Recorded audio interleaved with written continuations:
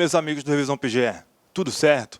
Eu sou o Francisco Braga, sou membro do Revisão PGE e sou o seu professor de Direito Constitucional nessa revisão final, visando a prova da PGE Tocantins.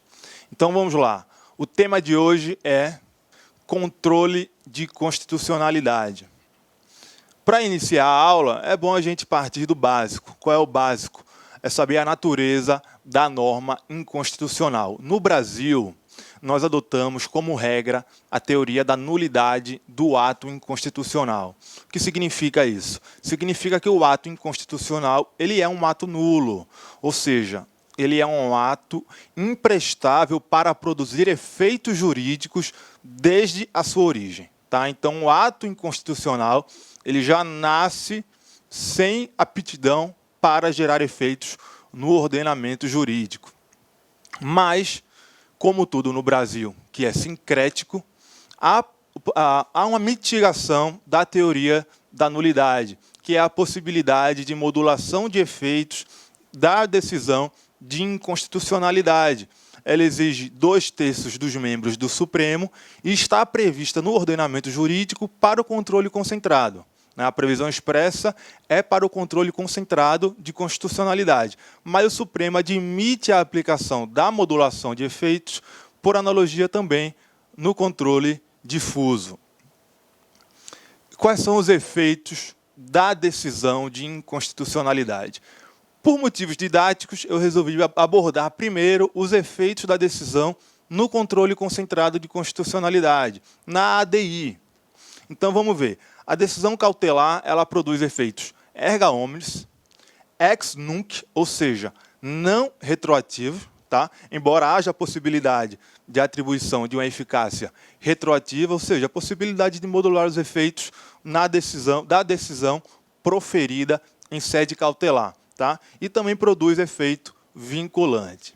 Além desses efeitos, há o efeito repristinatório tácito, ou seja, o deferimento da cautelar em sede de ADI faz a legislação anterior que havia sido revogada voltar a ser aplicada. Tá? Mas, aqui tem uma observação importante, o indeferimento da cautelar não significa o reconhecimento da constitucionalidade da lei com efeito vinculante. O que significa isso na prática? Significa que não cabe reclamação que se fundamente no indeferimento da cautelar em sede de ADI.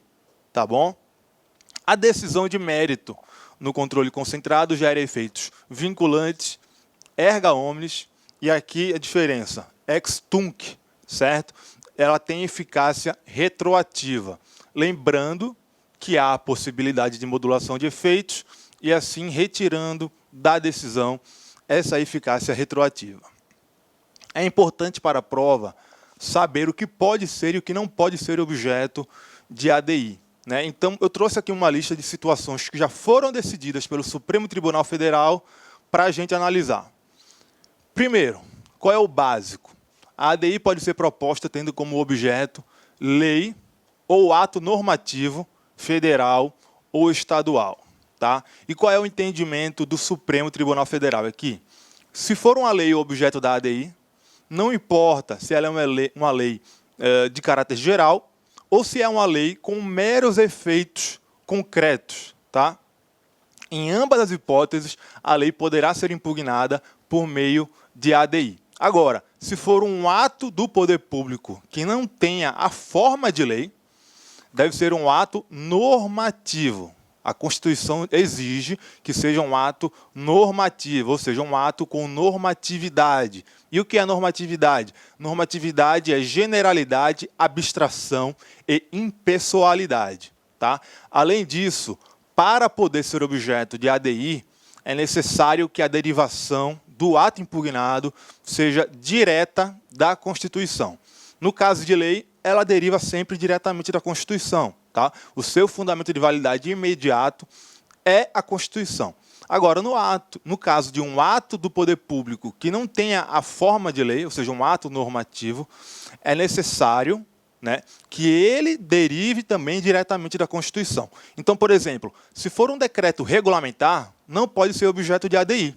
Por quê? Porque ele não deriva diretamente da Constituição, certo? Ele regulamenta uma lei. Então, há uma lei intermediando a relação entre o decreto regulamentar e a Constituição.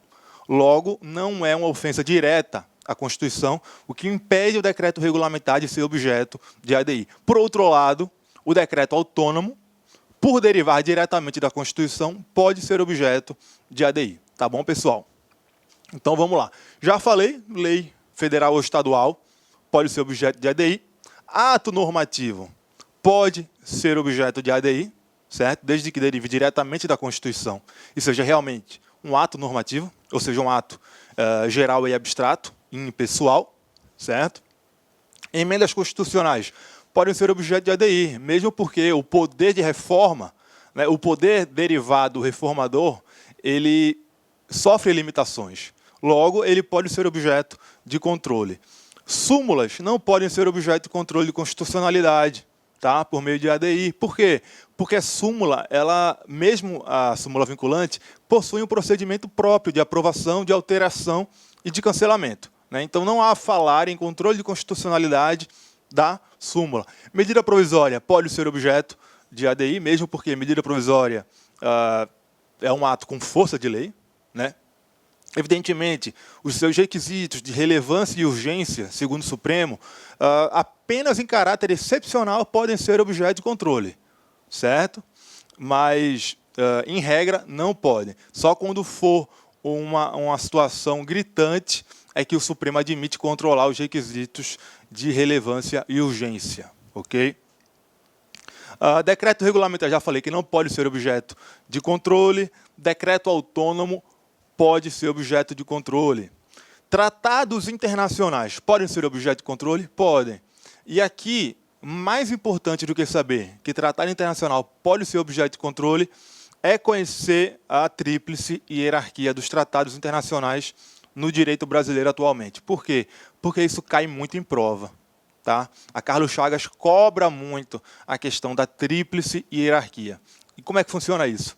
É a teoria adotada pelo Supremo Tribunal Federal, por proposta do ministro Gilmar Mendes, que fala o seguinte: a partir da emenda 45, os tratados internacionais do Brasil passaram a ter uma tríplice hierarquia. Então, se ele foi aprovado de acordo com o rito de emenda constitucional e for sobre direitos humanos, ele terá status de norma constitucional.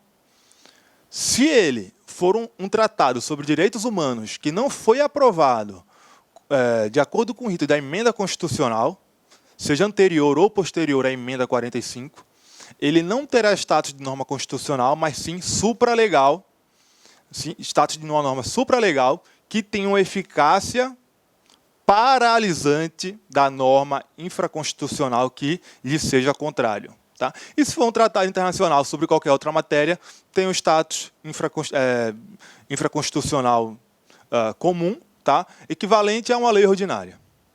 Tá? Essa é a teoria adotada pelo Supremo Tribunal Federal. Deixem de lado aqui as discussões que são travadas no campo do direito internacional, tá? Porque os internacionalistas sustentam várias teorias bastante ousadas e que não são encampadas pelo Supremo Tribunal Federal. Tá? Ato de efeitos concretos pode ser objeto de ADI? Se for uma lei, pode. Tá? Se for um ato que não tem a forma de lei, tá? Não pode, como eu já expliquei inicialmente. Resposta do TSE à consulta? Não pode. Tá? Não é um ato normativo, é simplesmente uma resposta a uma consulta formulada ao TSE. Um ato anterior à Constituição pode ser objeto de ADI? Não, porque a análise do ato anterior à Constituição com a Constituição é uma análise de recepção ou não recepção. Tá? Nesse caso, o que vai caber é a DPF. Tá? Inclusive, coloquei uma observação aqui, o Supremo já admitiu que, por analogia, se faça a modulação de efeitos da decisão de recepção ou não recepção, tá? Em sede de ADPF. Lei ou ato normativo já revogado ou de eficácia exaurida não pode ser objeto de ADI. Tá? O ato normativo ele tem que estar em vigor no momento da propositura da ADI. Mas aqui eu faço uma ressalva, que eu vou abordar mais à frente, que já foi inclusive objeto de prova, da situação do chamado efeito repristinatório indesejado. Tá? Mais para frente a gente vai ver isso aí. Segure um pouquinho. E quando o ato impugnado é revogado ou perde a vigência no curso da ADI. O que acontece? Olha, em regra, a ADI fica prejudicada, tá? Ela perde o objeto e é extinta sem análise do seu mérito. Agora, o Supremo ressalva esse entendimento para situações em que haja fraude processual, ou seja, quando o ato é revogado pelo poder público simplesmente para se furtar a jurisdição do Supremo Tribunal Federal, para o STF não decidir se ele é constitucional ou não. E aí o Supremo já adotou um critério objetivo para definir os casos em que há fraude processual ou não, que é essa aqui, a inclusão em pauta. Então, se o processo já foi incluso em pauta para julgamento e depois disso o ato é revogado, fica caracterizada, com base em um critério objetivo, a fraude processual e aí a ADI tem andamento normal, tá certo? E tem duas observações aqui. Primeiro, o caso da não comunicação da revogação para o STF e o caso da continuidade normativa. Como é que funciona isso aí? Primeiro, teve um caso, se eu não estou enganado, envolvia a Assembleia Legislativa do Estado de Santa Catarina, que foi o seguinte: o Supremo julgou a ADI contra uma lei do Estado de Santa Catarina, e depois que já estava julgada a ADI, a Assembleia comunicou ao Supremo que aquela lei, objeto da ADI, havia sido revogada. E aí o Supremo decidiu o seguinte: olha só, se a ADI já foi julgada, e só depois do julgamento é que o Supremo é comunicado da revogação do ato impugnado, então a ADI não perde o seu objeto e a decisão vale. Tá? Por quê?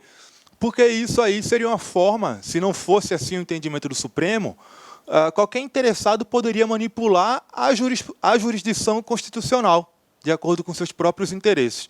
E o Supremo não admitiu isso aí. O caso da continuidade normativa. Quando um ato é impugnado, uma lei é impugnada, e no curso da ADI ela é revogada, mas o seu conteúdo, ou seja, aquele instituto que era regulado por essa lei, que foi revogada no curso da lei, continua em uma lei nova, sem grandes modificações. Nesse caso, segundo entendeu o Supremo, a ADI não perde o objeto e pode ser julgada. Tá? O Supremo decidiu isso num caso que envolvia o Código de Processo Civil. Houve um dispositivo do CPC que foi impugnado em sede de ADI, e no curso da ação, o CPC antigo, de 73, foi revogado e entrou em vigor o novo Código de Processo Civil. E o Supremo entendeu, olha, o Instituto foi regulado da mesma forma no novo Código. Então a ADI não perde o seu objeto. Tá bom? Se a MP for impugnada em sede da ADI, o que é possível, conforme nós já vimos, e no curso da ADI ela for convertida em lei, sem uma modificação substancial, nesse caso, a ADI também prossegue. Tá? Havendo necessidade apenas que quem ajuizou a ADI faça o aditamento da inicial, informando da conversão da MP em lei e requerendo o julgamento da ação. Tá bom? Leis orçamentárias, já mencionei isso, pode ser objeto de ADI. Resolução do CNJ e CNMP pode? Pode. Agora, aqui. Quando são atos normativos primários, dotados de generalidade, impessoalidade e abstração. Aplica-se aqui o raciocínio que eu já falei no começo da aula. Quando é um ato que não tem forma de lei, para ser objeto de ADI, ele tem que derivar diretamente da Constituição, ou seja, ser um ato normativo primário, e ele tem que ter generalidade, abstração e impessoalidade, que, em outras palavras, significa que ele tem que ter normatividade, tem que ser um verdadeiro ato normativo.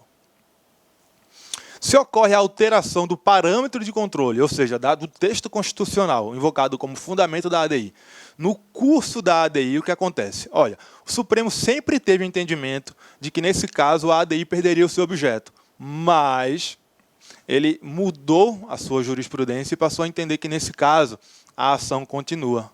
Por quê? Porque isso é uma forma de evitar que o ato impugnado se torne, de forma superveniente, um ato constitucional. Tá? Isso evita a constitucionalidade superveniente.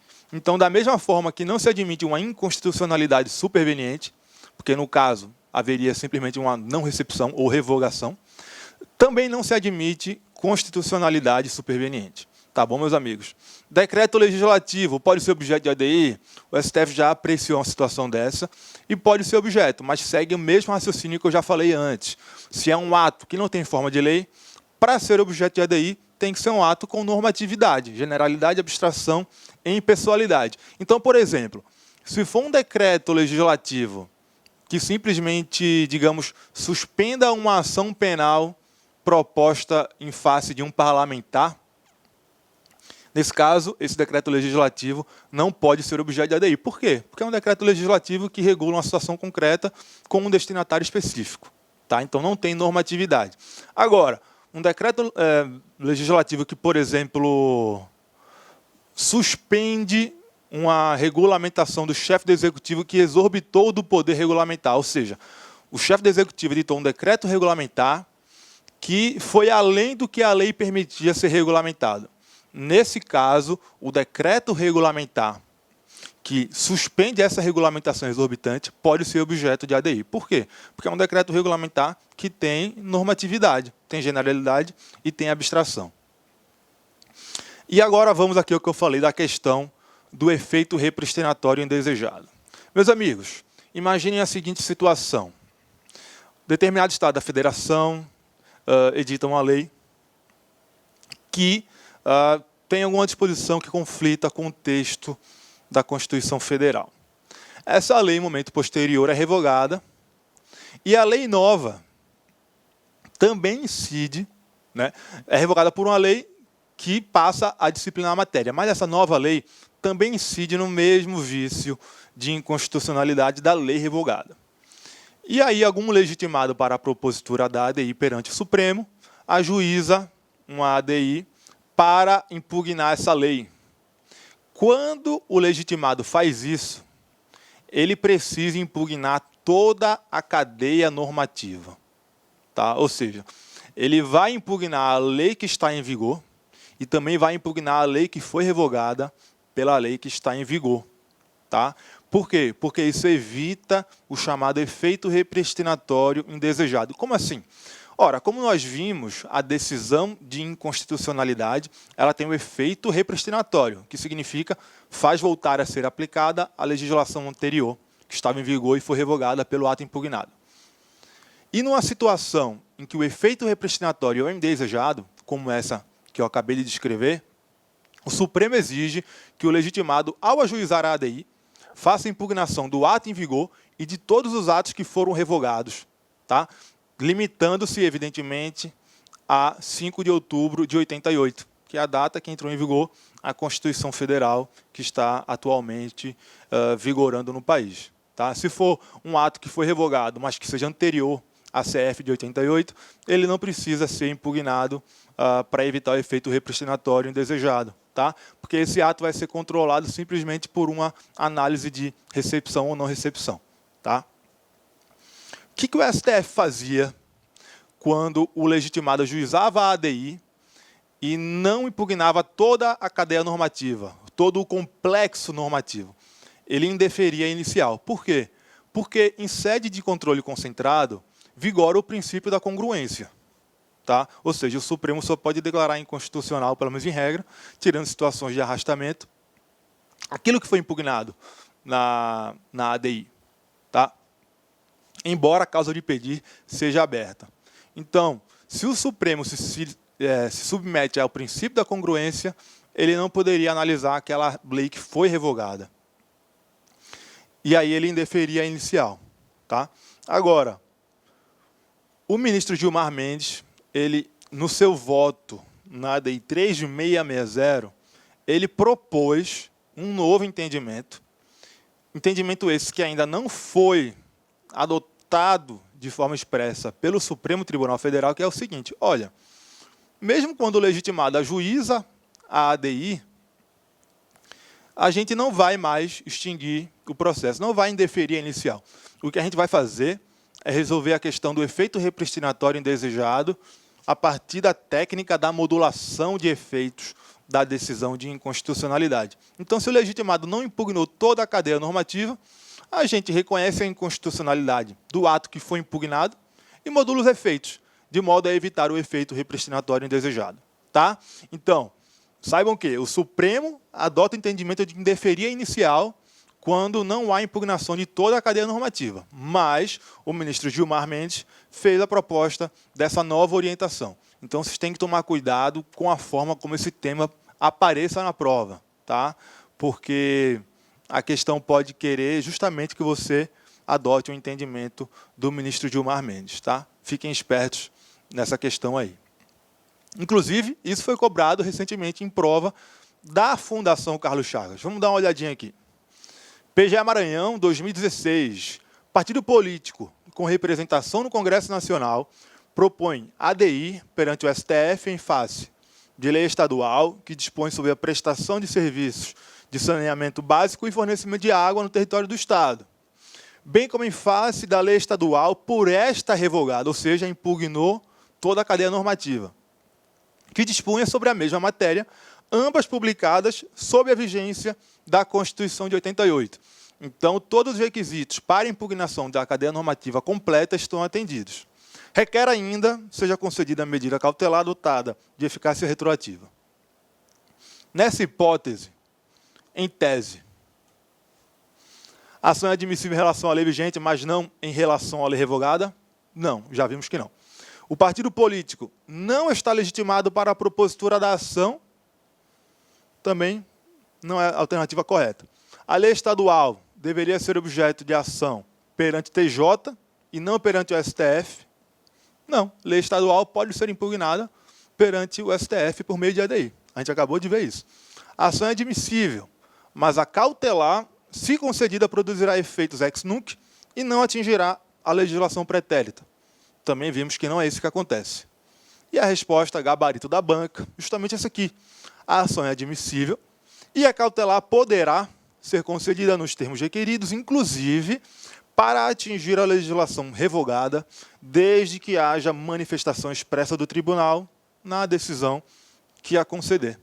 Tá? Então vejam aí, exemplo em que a banca do concurso de vocês cobrou a matéria da forma como nós acabamos de ver. Tá? Sobre o controle de constitucionalidade concentrado pelos tribunais de justiça. Olha, nós sabemos o seguinte, TJ faz controle de lei estadual e lei municipal, tendo como parâmetro o quê? A Constituição do Estado. Né? Essa é a regra. Mas o Supremo ampliou um pouco isso aí para entender o seguinte. O TJ pode julgar uma ADI estadual contra a lei municipal, que foi o caso que ele julgou, um caso de lei municipal, utilizando como parâmetro normas da Constituição Federal. Se, e aqui é a condição, se tratar de normas de reprodução obrigatória pelos estados. Então, se for uma norma da Constituição Federal, que seja de reprodução obrigatória, pode ser proposta uma ADI perante o TJ para controlar uma lei municipal. Tá certo? Com um parâmetro, né, na Constituição Federal. Efeitos da decisão no controle difuso. Olha só, isso é um tema que teve uma guinada jurisprudencial recente, tá? E, então, é muito importante. E esse é um dos motivos pelos quais eu resolvi colocar a análise do controle difuso para o final da aula. Então, vamos lá. Vamos ver primeiro qual é a sistemática tradicionalmente adotada no direito brasileiro. Olha só. Qual é a regra na sistemática tradicional dos efeitos da decisão no controle difuso? A regra é que é uma decisão inter partes, porque é um processo subjetivo, e ex tunc. Ex tunc, ou seja, retroativa. Por quê? Porque aqui se aplica a teoria da nulidade. O ato inconstitucional é um ato nulo. Logo, a decisão de inconstitucionalidade retroage, seja no efeito no controle difuso ou no controle concentrado. Tá? E há a possibilidade de modulação de efeitos também no controle difuso, conforme nós vimos no começo da aula. Tá bom? Isso é uma mitigação da teoria da nulidade. E aí a resolução do Senado, na sistemática tradicional. Uma vez declarada a inconstitucionalidade do ato pelo Supremo Tribunal Federal de forma definitiva, o Senado Federal editaria uma resolução para suspender essa lei. Tá? E aí essa resolução teria efeitos erga omnes e ex nunc. Tá? Tradicionalmente, o STF já havia rejeitado a tese de mutação constitucional do artigo 52, inciso 10. tá certo? Isso aí já havia sido discutido pelo Supremo Tribunal Federal. Lembrando que essa resolução ela pode atingir leis estaduais e leis municipais, tá bom? A resolução do Senado, como eu falei, tem efeitos erga omnes e ex nunc, ou seja, ela não retroage, tá? O Senado suspende a eficácia da lei a partir do momento em que edita a resolução. Não tem eficácia para trás. E o Senado sempre teve discricionariedade política para editar ou não essa resolução. Mas uma vez editando a resolução, essa resolução tem que respeitar integralmente a decisão do Supremo Tribunal Federal. O Senado não poderia suspender apenas uma parte da lei que foi declarada inconstitucional pelo Supremo, tá bom? Agora, recentemente, conforme noticiado no informativo 886 do Supremo, há uma nova proposta de entendimento do Supremo Tribunal Federal, tá? Esse entendimento foi adotado pelo Supremo nas UDIs 3406 e 3470, que trataram de uma questão relativa ao amianto. Tem até uma videoaula muito boa do professor Renério, gratuita, justamente sobre esse julgamento aqui, tá? Eu estou falando aqui só para reforçar. E aí, qual foi a proposta do Supremo nesse julgamento? Foi o seguinte, foi que a decisão proferida em sede de controle difuso, ela passa agora a ter, ela própria, eficácia erga omnes e vinculante, tá? Não precisa mais da resolução do Senado Federal para produzir efeitos vinculantes e erga omnes, tá certo? Com isso, o Supremo adotou o quê? Ele adotou uma abstrativização do controle difuso. O que significa? Significa aproximar o controle difuso do controle abstrato concentrado, tá bom? De que forma? Atribuindo à decisão os mesmos efeitos, tá? Nesse contexto, o que aconteceu com a resolução do Senado Federal? Ela passa a produzir o efeito de mera publicidade. A finalidade dela é simplesmente dar publicidade à decisão do Supremo Tribunal Federal. E aí teria finalmente havido uma mutação constitucional do artigo 52, inciso 10 da Constituição, tá? Veja que a ideia de mutação desse dispositivo, que havia sido rechaçada pelo Supremo anteriormente, foi agora acolhida. E aí fica a pergunta, o STF adotou a teoria da transcendência dos motivos determinantes? Olha, não me parece seguro, não me parece correto afirmar isso, tá? Por quê? Porque o Supremo, ele, embora tenha adotado a abstrativização do controle difuso, ele não afirmou que a ratio decidente da decisão, ou seja, os seus motivos determinantes, transcendem a decisão e geram efeitos vinculantes erga omnes, tá? A única coisa que ele fez foi falar o seguinte, olha, o dispositivo dessa decisão na ADI, ela já vai, por conta própria, gerar efeitos erga omnes e vinculantes, tá? Ou seja, ele abstrativizou o controle difuso em relação ao dispositivo da decisão, mas não em relação à fundamentação. Logo, não é correto afirmar que o Supremo adotou a teoria da transcendência dos motivos determinantes, tá? Embora ele tenha, de fato, adotado uma abstrativização no controle difuso, né? E que são coisas muito próximas, mas não houve propriamente a adoção da teoria da transcendência dos motivos determinantes.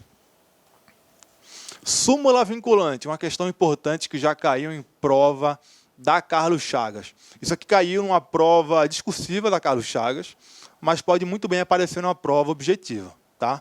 Eu lembro que a prova discursiva em que isso foi cobrado foi uma prova da magistratura do estado de Pernambuco. E o examinador queria saber o seguinte, súmula vinculante, superveniente, pode gerar efeitos em relação a uma decisão judicial anterior?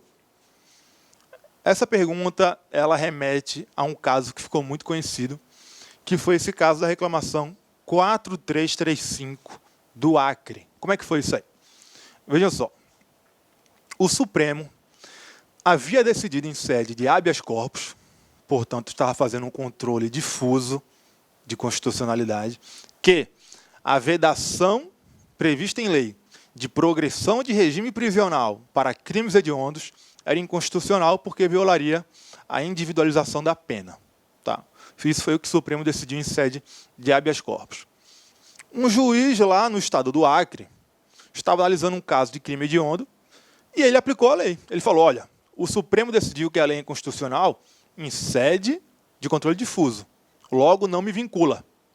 E eu acho que a lei é constitucional, então eu vou aplicar. Não vai progredir de regime coisa nenhuma. O que aconteceu? A Defensoria Pública ajuizou uma reclamação. É essa reclamação aqui, 4335. E nesse meio do caminho, né, 2 ministros votaram, julgando procedente a reclamação, aplicando a teoria da transcendência dos motivos determinantes, que foram os ministros Gilmar Mendes e Eros Grau. Posteriormente, a tese da transcendência dos motivos determinantes foi rejeitada pelo Supremo, como eu falei agora há pouco. Tá? Depois que eles votaram, o que aconteceu? Foi aprovada a súmula vinculante número 26. Essa súmula vinculante número 26 fala justamente que é inconstitucional a vedação de progressão de regime para crimes hediondos por ofender a individualização da pena. Tá bom? E aí como foi que os ministros restantes se manifestaram? 4 ministros não conheceram da reclamação, tá? Mas eles concederam habeas corpus de ofício.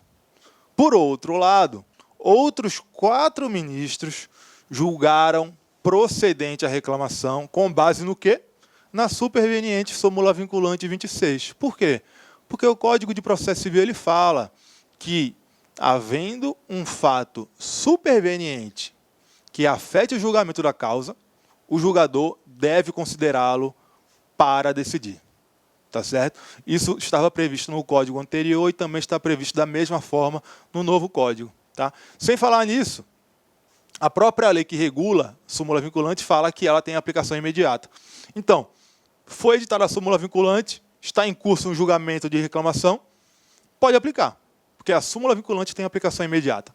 Então, uma súmula vinculante nova pode sim gerar efeitos em relação a uma decisão judicial anterior. Tá bom? Se isso cair na prova de vocês, saibam que esse é o entendimento que deve ser adotado, mesmo porque foi assim que se manifestou a Carlos Chagas quando cobrou isso em prova. Um entendimento jurisprudencial já conhecido de todos, mas não custa lembrar, é que uma ação civil pública não pode ter como objeto a declaração de inconstitucionalidade de lei ou ato normativo, sob pena de caracterizar usurpação da competência do Supremo Tribunal Federal. Tá bom?